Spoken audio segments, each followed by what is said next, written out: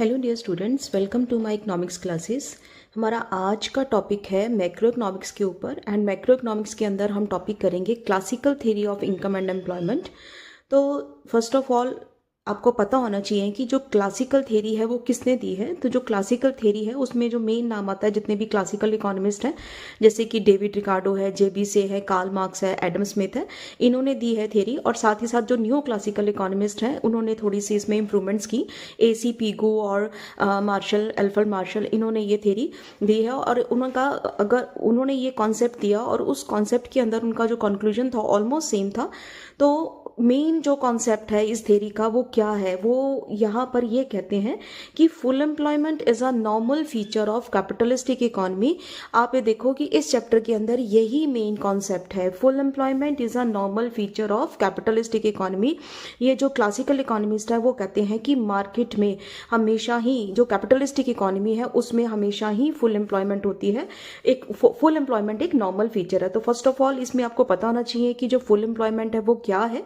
तो full employment क्या है कि ना, जिसमें कि मजदूर जो हैं वो निश्चित मजदूरी की दरों पर काम करना चाहते हैं, जो भी काम करना चाहते हैं उन सब लोगों को काम मिल जाता है। The people who want to do work get work at the existing wage rate. तो ये फुल एम्प्लॉयमेंट की सिचुएशन है, मतलब सब लोगों को काम मिलता है जो काम करना चाहते हैं। तो साथ ही साथ यहाँ पर एक वर्ड और यूज किया है, कैपिटलिस्टिक इकोनॉमी। तो जो कैपिटलिस्टिक इकोनॉमी है उसको हम बोलते हैं पूंजीवादी अर्थव्यवस्था। तो पूंजीवादी अर्थव्यवस्था के अंदर मेनली प्रॉफिट मोटिव के लिए काम किया जाता है।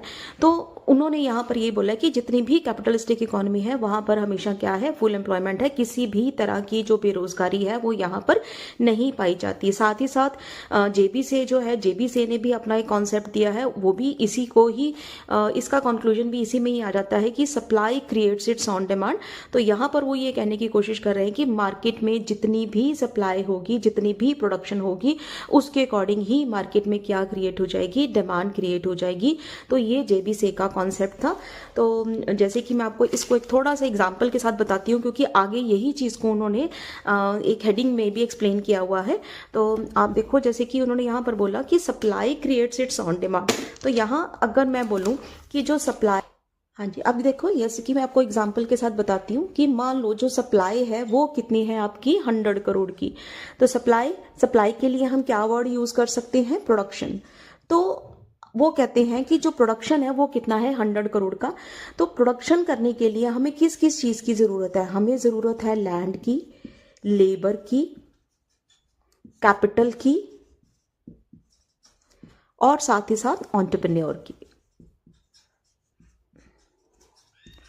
तो हमें ये 4 फैक्टर्स जो है, 4 फैक्टर्स की हमें जरूरत होती है।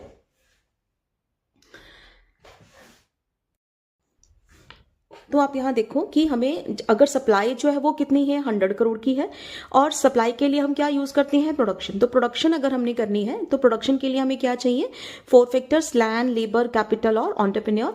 तो आप ये देखो कि अगर ये फैक्टर्स कोई प्रोड्यूसर यूज करेगा तो वो फ्री ऑफ कॉस्ट जो है वो ये फैक्टर्स जो अपनी सर्विसेज प्रोवाइड नहीं करेंगे।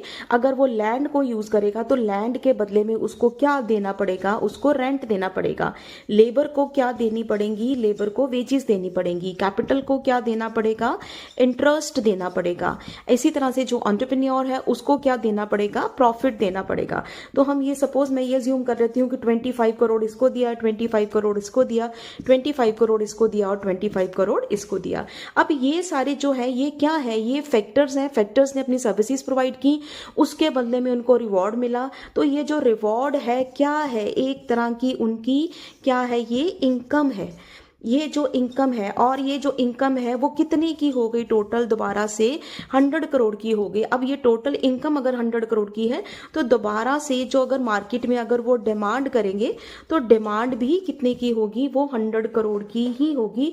क्योंकि इस थ्योरी के अकॉर्डिंग वो कहते हैं कि किसी भी तरह की जो सेविंग है वो नहीं करनी। अगर सेविंग करनी भी है तो उसको साथ ही वो क्या कर दें, इन्वेस्ट कर दें। या किसी भी तरह की जो होल्डिंग है, पैसा जो है स्टॉक करके रखते हैं, वो कहते हैं कि वो नहीं करना कि जितना पैसा मार्केट में आया है वो साथ ही साथ उसको आप लगा दो, किसी भी तरह की आपने सेविंग नहीं करनी। तो ये ओवरऑल जो कॉन्सेप्ट है वो किसका कॉन्सेप्ट है, आपका सेज का कॉन्सेप्ट है। और ये अगर आप देखो तो क्लासिकल इकोनॉमिस्ट भी यही कहते हैं कि मार्केट में फुल एम्प्लॉयमेंट है। It means full employment level कहां पर होगा, मार्केट में, जहां पर डिमांड जो है सप्लाई के इक्वल होगी। जितनी डिमांड है मार्केट में उतनी क्या हो गई, सप्लाई हो गई। तो डिमांड एंड सप्लाई जब आपस में इक्वल हो जाएगी तो इट मीन्स वहां पर सिचुएशन क्या होगी, आपकी फुल एम्प्लॉयमेंट की होगी। तो ये जो कॉन्सेप्ट था, ये कॉन्सेप्ट था आपका सेज का कॉन्सेप्ट था। और साथ ही साथ इसमें उन्होंने बोला हुआ है कि अगर पहले तो वो बोलते हैं कि मार्केट में फुल एम्प्लॉयमेंट ही होती है, किसी भी तरह की अनएम्प्लॉयमेंट होती ही नहीं है। लेकिन कहते हैं कि फुल एम्प्लॉयमेंट की सिचुएशन में भी कुछ तरह की जो बेरोजगारी है वो पाई जाती है। वो कौन कौन सी है, वो है आपकी फ्रिक्शनल, स्ट्रक्चरल, टेक्निकल और सीजनल। कहते हैं ये 4 तरह की बेरोजगारी होने के बावजूद भी हम ये बोलेंगे कि जो सिचुएशन है वो कौन सी है, फुल एम्प्लॉयमेंट की। क्यों? क्योंकि ये चारों तरह की जो बेरोजगारी है वो किससे रिलेटेड है, आपकी शॉर्ट पीरियड से रिलेटेड है। क्योंकि थोड़े टाइम के लिए ये होती है एंड थोड़े टाइम के बाद ये अपने आप ही क्या होती है, ये खत्म हो जाती है। तो अगर आपको मीनिंग चाहिए तो मैं मीनिंग भी थोड़ा थोड़ा बता देती हूँ। अदरवाइज इसकी बहुत ज्यादा रिक्वायरमेंट नहीं है, लेकिन मैं तब भी थोड़ा बता देती हूँ आपको। जैसे फ्रिक्शनल, जिसको हम संघर्षात्मक बेरोजगारी भी बोलते हैं, तो नॉर्मली कहते हैं कि अगर किसी लेबर मार्केट में इम्परफेक्शन आ गई है या जॉब्स में कोई चेंजेस आ गए हैं या एक पर्सन ने एक जगह से दूसरी जगह में अपनी जॉब चेंज की है, तो कहते हैं उतने टाइम तक कई बार क्या होता है, लोग जो है वे बेरोजगार होते हैं या कई बार रॉ मटेरियल नहीं मिल रहा होता। तो कहते हैं उतने टाइम तक जो है लोगों को काम नहीं मिल रहा होता। तो जब ये चीजें ठीक हो जाएंगी तो उसके बाद अपने आप ही ये बेरोजगारी खत्म हो जाएगी। तो इसी तरह से उन्होंने बोला है स्ट्रक्चरल अनएम्प्लॉयमेंट। तो जो स्ट्रक्चरल, जिसको हम संरचनात्मक बेरोजगारी भी बोलते हैं, तो हमारी इकोनॉमी की जो स्ट्रक्चर है, कहते हैं उसमें चेंजेस आने की वजह से कई बार जो बेरोजगारी होती है उसको हम क्या बोलते हैं, स्ट्रक्चरल अनएम्प्लॉयमेंट। अब इसमें जो स्ट्रक्चरल अनएम्प्लॉयमेंट है, तो ये जो स्ट्रक्चरल अनएम्प्लॉयमेंट है, इसके लिए आप एक्सप्लेन कर सकते हो। जैसे कि मान लो कोई भी एक इंडस्ट्री है, तो उस इंडस्ट्री में जो वर्कर्स लगे थे वो अपनी पुरानी टेक्निक के साथ ही काम कर रहे थे। लेकिन जब इंडस्ट्रीज में कोई नई चीज़ आई तो उसके लिए हमें नई टेक्निक की ज़रूरत थी, लेकिन वो वर्कर्स जो थे वो उस काम के लिए ट्रेंड नहीं थे। तो अब उनको अगर वो टेक्निक सीखनी है तो उसके लिए उनको थोड़ा टाइम लगेगा और उतने टाइम तक उनको क्या रहना पड़ेगा, बेरोजगार रहना पड़ेगा। तो इस तरह की जो बेरोजगारी है वो क्या होती है, आपकी स्ट्रक्चरल अनएम्प्लॉयमेंट होती है। तो ये, लेकिन ये भी क्या है, थोड़े टाइम के लिए है। इसी तरह से टेक्निकल टेक्निक्स में चेंज आने की वजह से, सीजनल मौसम में चेंज आने की वजह से, नॉर्मली ये एग्रीकल्चर सेक्टर में पाई जाती है। तो कहते हैं ये सारी जो अनएम्प्लॉयमेंट है, अगर वो एग्जिस्ट कर रही है लेकिन वो थोड़े टाइम के बाद अपने आप ही खत्म हो जाएगी, तब भी हम बोलेंगे कि ये सिचुएशन क्या है, फुल एम्प्लॉयमेंट है। इसलिए अगर आपसे कोई क्वेश्चन पूछे कि क्या फुल एम्प्लॉयमेंट की सिचुएशन में किसी तरह की कोई बेरोजगारी पाई जाती है, तो आप ये कहोगे कि फुल एम्प्लॉयमेंट की सिचुएशन में ये 4 तरह की बेरोजगारी पाई जाती है, लेकिन ये थोड़े टाइम के लिए होती है और कुछ टाइम के बाद अपने आप ही ये खत्म हो जाती है। तो नेक्स्ट इसमें जो दिया है, इसकी ये थी, आप ये सारा पोर्शन जो था आपका इंट्रो का पोर्शन था। तो नेक्स्ट जो है वो इसकी एजम्पशंस है। तो एजम्पशंस में देखो, ये प्रॉपर स्टूडेंट्स एक क्वेश्चन है और क्वेश्चन के जैसे मैं आपको पॉइंट्स बताऊंगी वही आपके क्वेश्चन का आंसर बन जाएगा, आपने उसको वैसे ही एक्सप्लेन करना है। तो जब आप एजम्पशंस, तो फर्स्ट ऑफ ऑल इसमें एजम्पशंस में देखो, फर्स्ट क्या दिया है आपका, लॉन्ग पीरियड की जो क्लासिकल थ्योरी है ये किस टाइम पीरियड से रिलेटेड है, लॉन्ग पीरियड से रिलेटेड है। इसमें उन्होंने शॉर्ट पीरियड की बात नहीं की। सेकेंड पॉइंट इसमें दिया है उन्होंने रैशनल मैन की, एक पर्सन जो है जिसको हम बोलते हैं रैशनल, मतलब एक पर्सन जो समझदार है, उसको पता है कि how to get maximum satisfaction, कि कैसे उसने ज्यादा से ज्यादा सेटिस्फेक्शन गेन करना है।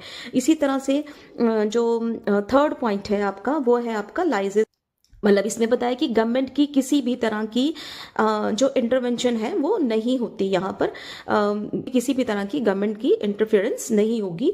फोर्थ पॉइंट इसमें दिया है परफेक्ट कंपटीशन। परफेक्ट कंपटीशन जो कि आपने फर्स्ट सेम 1 में भी पढ़ा हुआ है माइक्रो के अंदर, कि जिसमें कि बायर्स एंड सेलर्स बहुत ज़्यादा होते हैं, प्रोडक्ट होमोजीनियस होती है, और ये भी आपको पता है कि ये रियल लाइफ में एग्जिस्ट नहीं करती। उसके बाद यहाँ पर दिया है क्लोज्ड इकोनॉमी। तो क्लोज्ड इकोनॉमी का मतलब क्या है कि एक इकोनॉमी का दूसरी इकोनॉमी के साथ में कोई भी रिलेशन नहीं है, या आपस में किसी भी तरह के ट्रेड रिलेशंस नहीं है। टेक्नोलॉजी कांस्टेंट है, जो टेक्नोलॉजी यूज करेंगे वही रहेगी, उसमें कोई चेंज नहीं आएगा। नेक्स्ट पॉइंट दिया है money is only a medium of exchange. Medium of exchange का मतलब होता है कि जब पैसे को सिर्फ लेन देन के लिए यूज करते हैं, किसी भी तरह की यहाँ पर सेविंग नहीं है, जब सिर्फ और सिर्फ medium of exchange means transaction motive के लिए यूज करेंगे, सेविंग के लिए उसको यूज नहीं करेंगे। आगे नेक्स्ट पॉइंट इसमें दिया है relation between money wages and real wages. तो यहाँ पर उन्होंने classical, according to the classical economist, वो ये कहते हैं कि मनी वेजेस और रियल वेजेस के बीच में डायरेक्ट एंड प्रोपोर्शनल रिलेशन है। डायरेक्ट एंड प्रोपोर्शनल रिलेशन सिर्फ वो इस थ्योरी में कहते हैं, लेकिन अगर आप रियल में देखो तो ऐसा नहीं होता। जैसे कि मैं अभी आपको बताती हूँ कि जैसे मनी वेजेस हैं, अगर मैं बोलूँ कि एक पर्सन है, उसके पास 100 रुपए हैं, तो 100 रुपए जो है वो क्या है, उसकी मनी वेजेस, मतलब मॉनेटरी वैल्यू जो है दैट इज मनी वेजेस। लेकिन अगर रियल में हम देखें तो रियल वेजेस को हम रिलेट करते हैं प्राइजेस के साथ में। तो प्राइजेस के साथ जब रिलेट करेंगे, मान लो मैं ये बोलूं कि 100 रुपीज़ है, तो 100 रुपीज़ में उसने अगर 20 रुपीज़ के हिसाब से शुगर बाय करनी है तो वो कितनी बाय करेगा, 5 kg। लेकिन अगर वही प्राइजेस बढ़ गए, अगर 25 रुपीज़ हुए तो अब वो कितनी बाय करेगा, 4 kg बाय करेगा। तो यहाँ पर आप देखो कि जब प्राइजेस कम थे तब उसकी परचेजिंग पावर ज़्यादा थी, तब यहाँ पर उसकी जो परचेजिंग पावर है वो क्या है, वो ज़्यादा है। जब परचेजिंग पावर ज़्यादा होती है तब हम बोलते हैं कि रियल वेजेस, रियल इनकम जो है, अब ये परचेजिंग पावर क्या हो गई, ज़्यादा हुई। क्यों हुई, क्योंकि प्राइजेस क्या थे, कम थे। लेकिन जब प्राइजेस ज़्यादा हुए तो उसकी परचेजिंग पावर क्या हो गई, कम हो गई। जब परचेजिंग पावर कम होती है तब हम बोलते हैं कि उसकी रियल वेजेस क्या है, वो कम हो गई। यहाँ पर आप देखो, यहाँ पर उसकी रियल वेजेस ज़्यादा हो गई थी। परचेजिंग पावर जब ज़्यादा होती है तो रियल वेजेस ज़्यादा हुई। रियल वेजेस ज्यादा क्यों हुई, क्योंकि प्राइजेस क्या थे, कम थे। लेकिन जब प्राइजेस ज्यादा हुए तब रियल वेजेस क्या हो गई, कम हो गई। तो अगर आप रियल में देखो तो रियल में ये सिचुएशन होती है, लेकिन यहां पर वो कहते हैं कि मनी वेजेस और रियल वेजेस के बीच में डायरेक्ट एंड प्रोपोर्शनल रिलेशन है, कि अगर मनी वेजेस बढ़ेंगी तो रियल वेजेस भी बढ़ जाएंगी। उसके बाद नेक्स्ट पॉइंट है equality between saving and investment. तो यहां उन्होंने बोला है कि मार्केट में जितनी भी सेविंग अगर वो करते हैं तो जितनी भी सेविंग होगी उसको साथ ही साथ वो क्या कर देंगे, इन्वेस्ट कर देंगे। सपोज मैं ये बोलूँ कि एक पर्सन के पास 100 रुपीज़ है, तो 100 में से अगर वो 80 क्या कर रहा है, कंज्यूम कर रहा है, 80 का कंजप्शन कर रहा है, एंड 20 सपोज उसने सेविंग कर लिए। तो यहाँ पर वो बोलते हैं कि ये जो सेविंग है, उस सेविंग को उसने साथ ही में क्या कर देना है, इन्वेस्ट कर देना। उसको उसने होर्डिंग या उसको डंप करके नहीं रखना। नेक्स्ट पॉइंट है इसमें लॉ ऑफ डिमिनिशिंग रिटर्न्स। तो यहाँ पर जो है इस थ्योरी में डिमिनिशिंग रिटर्न्स अप्लाई होते हैं। अदरवाइज 3 रिटर्न्स है, इंक्रीजिंग रिटर्न्स, कांस्टेंट रिटर्न्स और डिमिनिशिंग रिटर्न्स। लेकिन यहाँ पर क्या अप्लाई हो रहा है, सिर्फ और सिर्फ डिमिनिशिंग रिटर्न्स। डिमिनिशिंग रिटर्न्स क्या होते हैं, डिमिनिशिंग रिटर्न्स का मतलब जैसे जैसे हम यूनिट्स ऑफ लेबर कह सकते हैं। सपोज मैं लेबर की जो यूनिट्स है, जैसे जैसे हम यूनिट्स ऑफ लेबर जो है वो बढ़ाएंगे तब हमारा टोटल प्रोडक्शन जो है वो डिमिनिशिंग वे में घटती हुई दर के साथ बढ़ेगा। डिमिनिशिंग वे मतलब घटती हुई दर, टोटल प्रोडक्शन बढ़ना है लेकिन बढ़ना कैसे है, वो घटती हुई दर के साथ बढ़ना है। और ये सारी चीज़ें जो है डिटेल में आपने माइक्रो इकोनॉमिक्स में की हुई है, कि आप अगर आपको याद हो तो आप ये कर सकते हो। तो फिलहाल इतनी ही ज़रूरत थी तो मैं इसलिए बहुत डिटेल में नहीं गई, अदरवाइज हमारा लेक्चर जो है वो बहुत लेंथी हो जाएगा। तो अब इन एजम्पशंस के बाद जो है अब है हमारा determination of income and employment. तो ये आपने ध्यान रखना है कि जब हमने determination of income and employment की बात करनी है क्लासिकल थ्योरी के अंदर, तो क्लासिकल थ्योरी के अंदर आपने ये याद रखना है कि ये जो डिटर्मिनेशन है ये 2 चीज़ों के ऊपर डिपेंड करता है बेटा। 2 चीज़ें कौन सी, एक है आपका प्रोडक्शन फंक्शन एंड दूसरा क्या है आपका equilibrium of demand and supply of labour. तो आप अपनी लैंग्वेज में इसको लिख सकते हो कि इनकम एंड एम्प्लॉयमेंट का डिटर्मिनेशन के लिए हमें किसकी जरूरत है, प्रोडक्शन फंक्शन की, और साथ ही साथ equilibrium of demand and supply of labour की। मैंने यहाँ पे पंजाबी में भी साथ में लिखा है, तो पंजाबी वाले स्टूडेंट जो है वो साथ में देख सकते हैं। उसके बाद आप देखो प्रोडक्शन फंक्शन, या जिसको हम उत्पादन फलन भी बोलते हैं।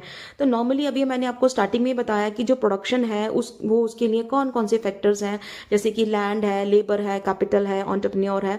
तो प्रोडक्शन फंक्शन जो है ये भी हमारा माइक्रो इकोनॉमिक्स का ही टॉपिक है कि प्रोडक्शन फंक्शन जो है it tells the technical relation between input and output. Input क्या होते हैं? साधन। आउटपुट क्या होता है? उत्पादन। तो साधन और उत्पादन के बीच में जो टेक्निकल रिलेशन है उसको जो बताएगा that is called production function. तो जब हम शॉर्ट रन प्रोडक्शन फंक्शन की बात करते हैं तो उसमें भी क्या होता है कि कुछ फैक्टर्स फिक्स्ड होते हैं और कुछ फैक्टर क्या होते हैं? वेरिएबल होते हैं। तो यहाँ पर जब प्रोडक्शन फंक्शन उन्होंने लिया है तो उन्होंने बोला है कि यहाँ पर सिर्फ और सिर्फ उन्होंने वेरिएबल फैक्टर कौन सा लिया है? लेबर। लेबर ली है। बाकी सारे फैक्टर्स कौन कौन से? कैपिटल, टेक्नोलॉजी, लैंड, इन सब को उन्होंने क्या माना है? कांस्टेंट माना है। सिर्फ और सिर्फ किसको लिया है? एन। N means labour. तो जो फैक्टर, कौन से फैक्टर को वेरिएबल माना है, कौन से फैक्टर को कंसीडर किया है? लेबर को। मीन्स जो आउटपुट लेवल है वो डिपेंड करेगा किसके ऊपर? लेबर के ऊपर डिपेंड करेगा। तो यहाँ पर आप देखो कि यहाँ पर उन्होंने प्रोडक्शन फंक्शन को इस डायग्राम के थ्रू एक्सप्लेन किया है। तो आप यहाँ देखो कि ओपी जो है वो क्या है? आउटपुट लेवल शो कर रहा है। ये जो आउटपुट लेवल है ये क्या बताता है कि आप देखो ये लाइन जो है वो पहले ऊपर की तरफ जाके बाद में धीरे से बाद में थोड़ा सा बेंड हो गई है। इस बेंड होने का मतलब क्या है कि यहाँ पर जो हमने अभी पढ़ा कि एजम्पशंस के अंदर क्या पढ़ा था हमने? Diminishing returns. तो डिमिनिशिंग रिटर्न्स होने की वजह से इसका जो स्लोप है वो इधर की तरफ क्या हो गया? बेंड हो गया। कि जैसे जैसे हम लेबर की यूनिट्स को बढ़ाते चले जाएंगे, सपोज मैंने यहाँ पर ON थी लेबर, फिर ON1, ON2 और ON3, तो जैसे जैसे हमने लेबर की यूनिट्स को बढ़ाया आउटपुट लेवल जो था बढ़ रहा है, बढ़ा यहां से लेके यहां तक बढ़ रहा है। मैं कहती हूँ कि यहाँ पे OK है, फिर OK1 है, OK2 है, OK3 है। लेकिन आप ध्यान से देखो कि इनके बीच का जो डिफरेंस है वो धीरे धीरे क्या हो गया? कम हो गया। तो ये किसकी वजह से कम हुआ? This is because of diminishing returns. तो ये जो था वो किसके अंदर आएगा? आपका प्रोडक्शन फंक्शन के अंदर आएगा। तो नेक्स्ट जो है इसमें हमने नेक्स्ट जो टॉपिक हमने करना है, नेक्स्ट क्या है हमारा? Equilibrium of demand and supply of labour. तो उसके लिए फर्स्ट ऑफ ऑल आपको पता होना चाहिए कि जो डिमांड फॉर लेबर है वो क्या है। तो आप जब भी क्वेश्चन को, टॉपिक्स को लॉजिकली लर्न करोगे तो आपको इजीली लर्न हो जाएंगे। तो आपने ये ध्यान रखना है कि जहां पर भी वर्ड डिमांड आए तो आप डिमांड को ऑलवेज रिलेट करो कि डिमांड जब भी हम पढ़ते हैं तो उसका स्लोप ये वाला होता है। और डिमांड के लिए जो हम रिलेशन यूज करते हैं वो ऑलवेज कौन सा होता है? Negative relation. ये चीज आप याद रखोगे तो आपको ये भी याद हो जाएगा। तो यहाँ पर और एक दूसरी चीज आपने ये याद रखनी है कि जब भी हमने डिमांड फॉर लेबर की बात करनी है ना, तो लेबरर्स की डिमांड जो है वो कौन करेंगे? वो प्रोड्यूसर्स करेंगे, उत्पादक करेंगे। अभी आप इसमें देखो कि अगर प्रोड्यूसर्स लेबर्स की डिमांड करेंगे, सपोज मैं बोलूं कि उत्पादकों ने लेबर की डिमांड करनी है, तो आप उनके पॉइंट ऑफ व्यू से सोचो तो वो कब लेबर की डिमांड ज्यादा करेंगे? वो कब करेंगे? जब उनको मजदूरी कम देनी पड़ेगी। तो जब उनको मजदूरी कम देनी पड़ेगी तब वो ज्यादा लेबर हायर करेंगे, और जब उनको मजदूरी ज्यादा देनी पड़ेगी तब वो क्या करेंगे? कम लेबर हायर करेंगे। तो इसी चीज को उन्होंने यहां पर एक्सप्लेन किया है कि अगर वेजेस जो है वो OW है तब वो सिर्फ इतनी लेबर की डिमांड करेंगे। कौन करेंगे? प्रोड्यूसर्स। मतलब आप ये याद रखो, फिर आपको याद रहेगा कि लेबरर्स की डिमांड किसने करनी है? प्रोड्यूसर्स ने करनी है। तो जब इतनी मजदूरी उनको देनी पड़ रही है तब वो इतनी लेबर की डिमांड कर रहे हैं। मान लो ON लेबर की डिमांड कर रहे हैं, लेकिन जब मजदूरी कम हो गई, जब इतनी मजदूरी हुई, तब प्रोड्यूसर्स ने लेबरर्स की डिमांड को क्या किया? बढ़ा दिया। So there is a negative relation between real wages and demand for labour. ये W/P जो है वो क्या है? आपका रियल वेजेस। अब आप इस चीज को यहां पर देखो, तो इसके लिए देखो W जो है इसका फॉर्मूला आपको लर्न करना पड़ेगा। आप कर सकते हो, ये कर सकते हो तो ठीक है, अदरवाइज आप इतना भी लर्न कर लोगे तो ये भी ओके है। तो यहाँ पर देखो ये W is equal to, W का मतलब वेजेस, मनी वेजेस, और MRP it is marginal revenue productivity. और मार्जिनल रेवेन्यू प्रोडक्टिविटी कैसे निकालते हैं कि जब हम मार्जिनल रेवेन्यू प्रोडक्टिविटी, इसमें हम उसको प्राइजेस को मार्जिनल फिजिकल प्रोडक्टिविटी के साथ मल्टीप्लाई कर देते हैं, तो that is marginal revenue productivity. तो अब ये P जो है अगर मैं इधर ले आती हूँ तो W/P इज इक्वल टू, मतलब ये देखो ये वाला पोर्शन ये इसके इक्वल है ना, तो अगर मैं इधर ले आती हूँ तो इट मीन्स क्या बनेगा, W/P is equal to MPP। तो रियल वेजेस जो है वो किसके इक्वल होंगी, marginal physical productivity of labour. तो इस चीज का क्या मतलब है, इस चीज का मतलब है कि प्रोड्यूसर्स ने किस पॉइंट तक, किस लेवल तक जो है वो लेबरर्स की डिमांड करनी है। तो किस लेवल तक वो डिमांड करेंगे, जहां तक उनकी रियल वेजेस जो है उनकी मार्जिनल फिजिकल प्रोडक्टिविटी के बराबर हो जाएंगी, वहां तक वो लेबर की डिमांड करेंगे, उसके बाद वो लेबर की डिमांड नहीं करेंगे। तो ओवरऑल आपने याद रखना है कि प्रोड्यूसर्स लेबर की डिमांड करेंगे, क्यों करेंगे, जब उनको वेजेस ज़्यादा देनी पड़ेंगी तो वो कम लेबर की डिमांड करेंगे, कम वेजेस देनी पड़ेंगी तो वो ज़्यादा लेबर की डिमांड करेंगे। तो इसके लिए हम ये भी लिख सकते हैं and D is equal to function of W/P and it is showing the negative relation. ये कौन सा रिलेशन बताता है आपका, नेगेटिव रिलेशन कि ज़्यादा वेजेस पर कम एंड कम वेजेस पर ज़्यादा लेबर की डिमांड होगी। अब उसके बाद डिमांड फॉर लेबर के बाद अब आपका आएगा सप्लाई ऑफ लेबर। तो जब हम सप्लाई ऑफ लेबर की यहाँ पर बात करेंगे तो मैंने अभी आपको बताया कि जो डिमांड फॉर लेबर थी, लेबरर्स की डिमांड किसने की, प्रोड्यूसर्स ने, उत्पादकों ने। लेकिन जब हम सप्लाई ऑफ लेबरर्स की बात करेंगे इट मीन्स इस चीज का क्या मतलब है कि नंबर ऑफ वर्कर्स। तो ये जो नंबर ऑफ वर्कर्स जो है वो कितने जो है किस वेजेस पर कितना काम करने के लिए रेडी हो जाएंगे। तो यहाँ पर आप ध्यान दो कि जो सप्लाई ऑफ लेबरर्स हैं, यहाँ पर हम लेबरर्स के पॉइंट ऑफ व्यू से बात करेंगे, मजदूरों के पॉइंट ऑफ व्यू से बात करेंगे। अब आप देखो कि मजदूर कब काम ज्यादा करेंगे, कब करेंगे ज्यादा काम, जब उनको वेजेस ज्यादा मिलेंगी। जब ज्यादा वेजेस मिलेंगी तो वो ज्यादा काम करेंगे, ठीक है। और जब उनको वेजेस कम मिलेंगी तो वो क्या करेंगे, नंबर ऑफ वर्कर जो है वो क्या हो जाएंगे, आपके कम हो जाएंगे। तो यहां पर हमने सप्लाई ऑफ लेबर में लेबरर्स के पॉइंट ऑफ व्यू से बात करनी है। तो यहां पर आप लिख सकते हो कि NS जो है it is a function of W/P but it is showing the positive relation. Positive relation का मतलब यहां पर ये है कि रियल वेजेस के ज्यादा होने से सप्लाई ऑफ लेबर ज्यादा होगी एंड रियल वेजेस के कम होने से सप्लाई ऑफ लेबर जो है वो क्या होगी, कम होगी। So this is the positive slope. तो ये पॉजिटिव स्लोप जो है वो किसका है, आपका सप्लाई ऑफ लेबर का है। अब जो पीछे अभी हमने हेडिंग जो मेन हेडिंग था आपका यहाँ पर कि हमने किसकी बात की थी, डिटर्मिनेशन की बात की थी। तो डिटर्मिनेशन में हमने अभी क्या किया, प्रोडक्शन फंक्शन भी कर लिया, demand and supply of labour भी कर लिया। अब जब हम बात करेंगे इक्विलिब्रियम की, तो equilibrium of demand and supply of labour, तो इक्विलिब्रियम कहाँ पर होगा। तो इक्विलिब्रियम के लिए अगर हम demand and supply of labour and demand of labour की बात करेंगे तो उसका इक्विलिब्रियम कहाँ है, सिंपल, ये है आपका डिमांड फॉर लेबर, ये क्या है आपका सप्लाई ऑफ लेबर। तो जहां पर भी आपस में कट करेंगे वहां पर क्या आएगा, आपका इक्विलिब्रियम। इट मींस इतने लेबर जो है वो काम करने के लिए रेडी है और वो कितनी वेजेस पर काम करने के लिए रेडी है, वो OW वेजेस पर। तो यही चीज जो है वो यहां पर है। तो अब हमने कंबाइन कर देना है प्रोडक्शन फंक्शन को और demand and supply of labour को। तो यहां पर देखो ये सारा पोर्शन वही है जो मैंने अभी आपको बताया, demand for labour, supply of labour, यहां पर हम कह सकते हैं। तो यहाँ पर इक्विलिब्रियम कहाँ पर होगा, जहां पर ये आपस में दोनों कट करेंगे, that is the equilibrium point. It means इतनी लेबर जो है, ये जो लेबर है, इतनी लेबर जो है वो काम करने के लिए रेडी है, लेकिन कितनी वेजेस के ऊपर, OW वेजेस के ऊपर रेडी है। अब एम्प्लॉयमेंट लेवल इतना है। अब इस चीज को आपने क्या करना है, प्रोडक्शन फंक्शन के साथ रिलेट कर देना है। तो आपने ये दोबारा से ये वाला प्रोडक्शन फंक्शन वाली लाइन बनानी है, आउटपुट लेवल की लाइन बनानी है। अब इस पॉइंट को, इस लाइन को आपने ऐसे नीचे तक लेके आना है यहाँ पर। तो कहते हैं इसका जो पॉइंट है वो इक्विलिब्रियम पॉइंट ये वाला है। अब ये पॉइंट क्या बताता है कि इतने लोग जो हैं वो काम करने के लिए रेडी हैं। जब इतने लोग काम करने के लिए रेडी हैं तो आउटपुट लेवल जो है वो क्या होगा। तो जब इतने लोग काम करने के लिए रेडी हैं तो आउटपुट लेवल जो है वो कितना होगा, आपका कुछ भी लिख लो आप, ओ वाई लिख लो चाहे आप। तो ओ वाई ये जो है ये क्या है, आपका आउटपुट लेवल, वो इतनी प्रोडक्शन करेंगे। तो उन्होंने बोला प्रोडक्शन लेवल इतना होगा, वेजेस इतनी होंगी एंड इतने लोग जो है वो काम करने के लिए रेडी हैं। सो ये वाला जो लेवल होगा, this level is showing the full employment level. तो ये क्या बना आपका determination of income and employment. तो determination of income and employment के लिए दो चीज़ों की रिक्वायरमेंट थी, आपको प्रोडक्शन फंक्शन की और दूसरा equilibrium of demand and supply of labour की। तो ये था आपका डिटर्मिनेशन।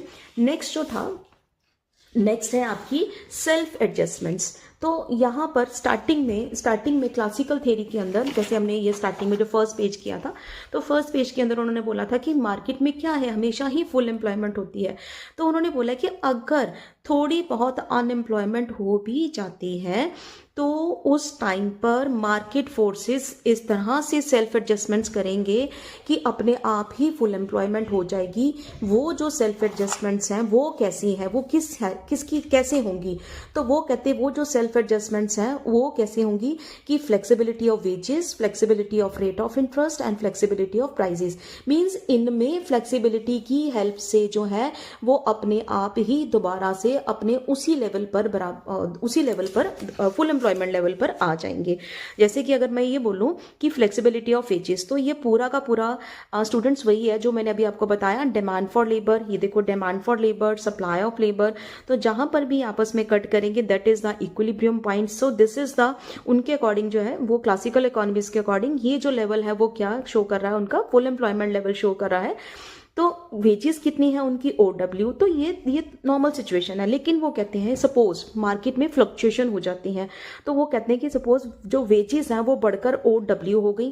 अब आप ध्यान से देखो, यहाँ पर गैप है, there is a gap between demand and supply. तो ये चीज़ क्या बता रही है कि मार्केट में डिमांड कम है, लेबर की डिमांड कम है और सप्लाई जो है वो क्या है, ज़्यादा है। मीन्स नंबर ऑफ वर्कर जो है, काम करने वाले जो है वो ज़्यादा है, लेकिन डिमांड क्या है मार्केट में कम है। तो आपने देखा होगा कि मार्केट में जब भी कोई चीज एक्सेस में होती है तो उसके प्राइसेस जो है वो क्या हो जाएंगे, वो कम हो जाते हैं। तो इसलिए यहां पर क्या हुआ कि जब काम करने वाली लेबर जो है बहुत ज्यादा है लेकिन उन लोगों को काम मिल नहीं रहा, तो वो क्या करेंगे, वो कम वेजेस पर भी काम करने के लिए रेडी हो जाएंगे, वो उनकी वेजेस जो है वो नीचे की तरफ आ जाएंगी। तो ये दोबारा से अपने उसी इक्विलिब्रियम लेवल पर वापस आ जाएंगे।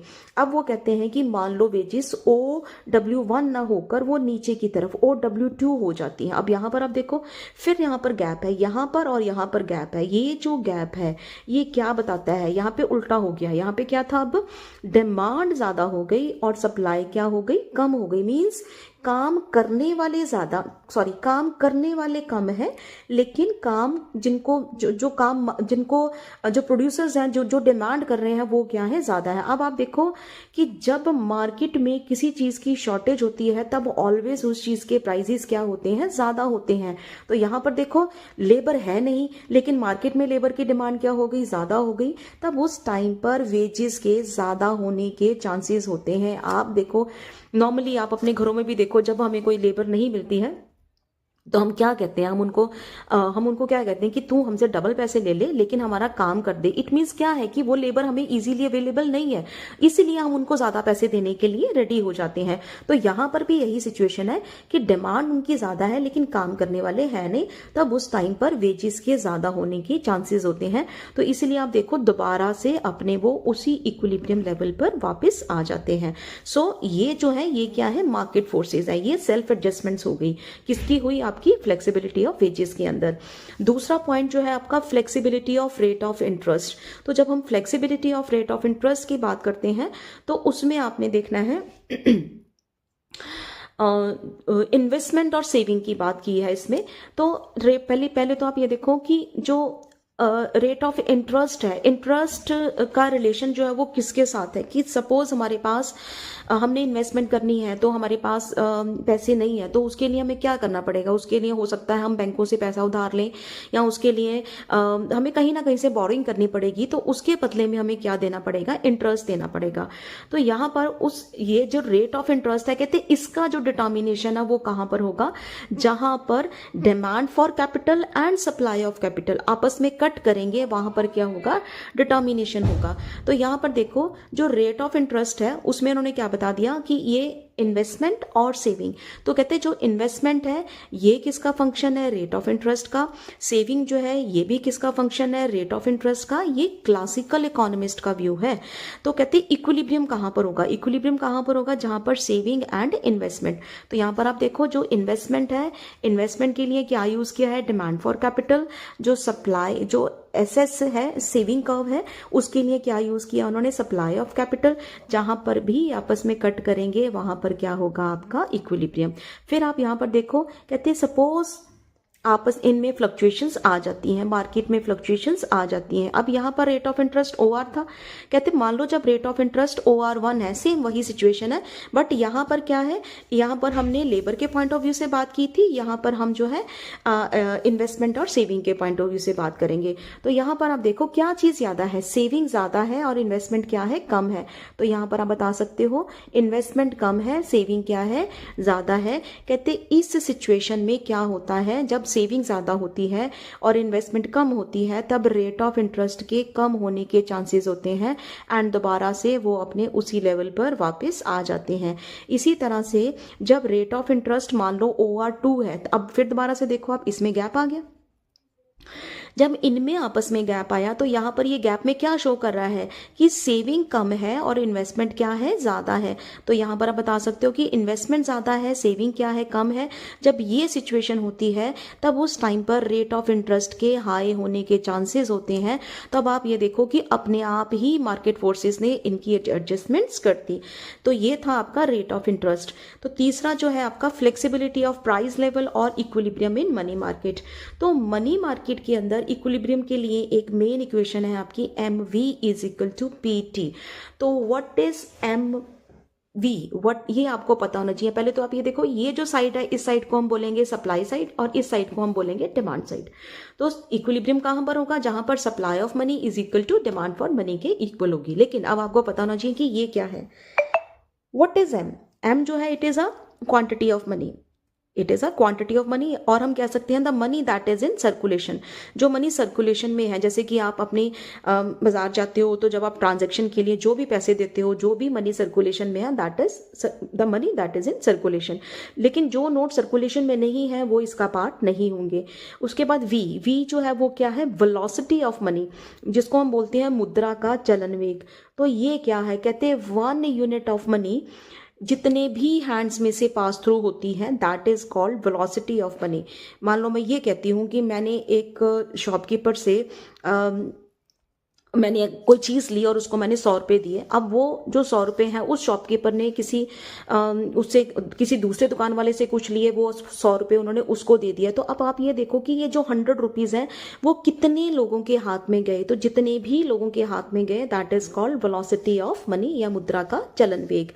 तो P जो है, it is a price level, जिसको हम कीमत स्तर भी बोलते हैं। उसके बाद T जो है वो क्या है आपका, ट्रेड एंड ट्रांजेक्शन की एक साल में कितना ट्रेड एंड ट्रांजेक्शन हो रहा है। तो मनी मार्केट में इक्विलिब्रियम के लिए उन्होंने बोला है कि सप्लाई ऑफ मनी किसके इक्वल होनी चाहिए, डिमांड फॉर मनी के इक्वल होनी चाहिए। तो अब यहाँ पर उन्होंने बोला इक्विलिब्रियम यहीं पर रहेगा। अब यहाँ उन्होंने बोला है कि ये जो एग्रीगेट सप्लाई है, ये जो सप्लाई वाला पोर्शन है वो फुल, यहाँ पर उन्होंने बोला कि इसको उन्होंने कांस्टेंट मानना है, ये फुल एम्प्लॉयमेंट लेवल है, यहीं पर रहेगा। तो उन्होंने बोला कि अगर एडजस्टमेंट्स करनी है तो वो किसके हेल्प से होंगी, वो होंगी हमारी एग्रीगेट डिमांड की हेल्प से। डिमांड में ही हम चेंजेस करेंगे, सप्लाई में हम कोई भी चेंजेस नहीं करेंगे। सपोज हम ये बोलते हैं कि ये एग्रीगेट डिमांड है, ये क्या है आपकी सप्लाई, तो स्टार्टिंग में जो इक्विलिब्रियम हो यहाँ पर है। This is the original situation, initial situation. अब उसके बाद अब ये देखो, कहते कि अब इसमें ये लेवल जो है वो क्या है, it is the full employment, it is this level is full aggregate supply जहां पर आई, तो it is showing the full employment level. तो कहते हैं कि मान लो एग्रीगेट डिमांड जो है वो AD से कम होकर कितनी हुई, AD2 हो गई।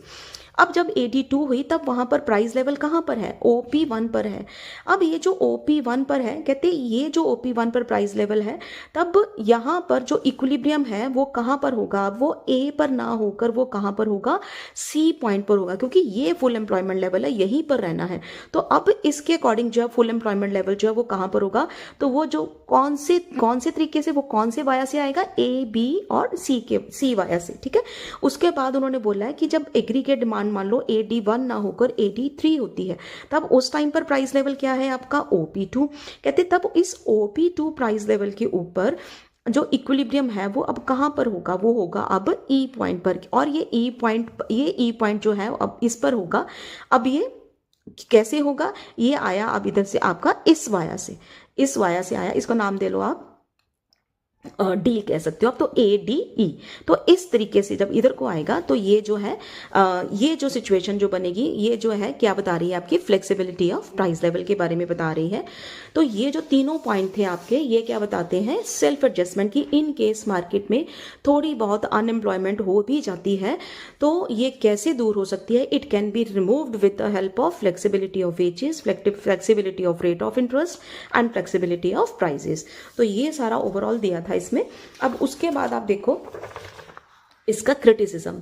तो क्रिटिसिज्म के अंदर इसमें इन्होंने क्या बोला हुआ है, says law is not logical. क्योंकि सेज लॉ में क्या बोला था कि मार्केट में जितनी डिमांड है मार्केट में उतनी ही सप्लाई होती है, मतलब डिमांड एंड सप्लाई आपस में इक्वल होते हैं कहते, बट रियल लाइफ में ऐसा नहीं होता।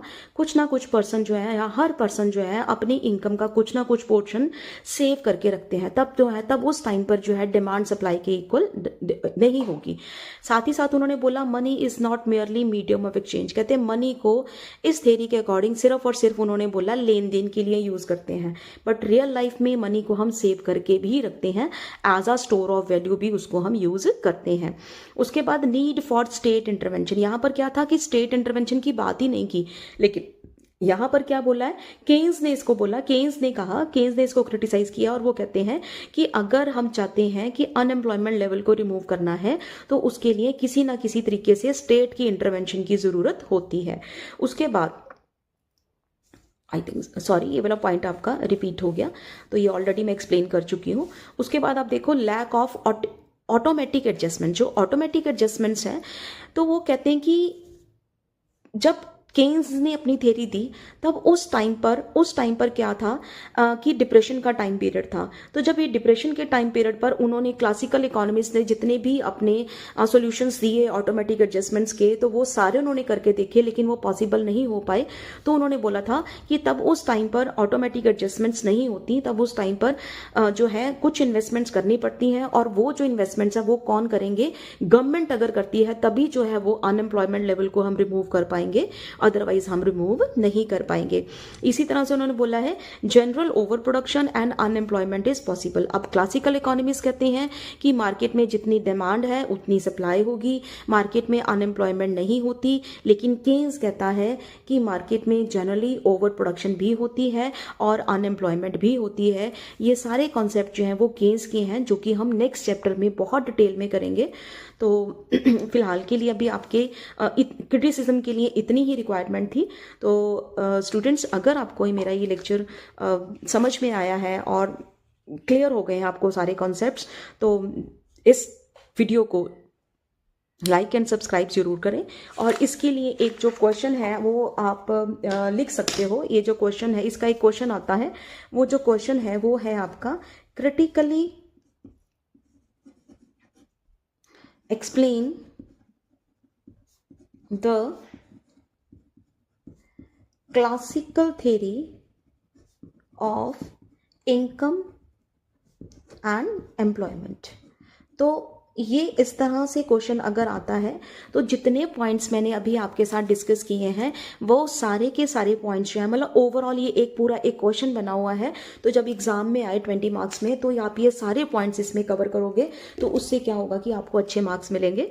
तो नेक्स्ट टॉपिक हम करेंगे केन्सियन थ्योरी, वो हम नेक्स्ट लेक्चर में करेंगे। Thank you.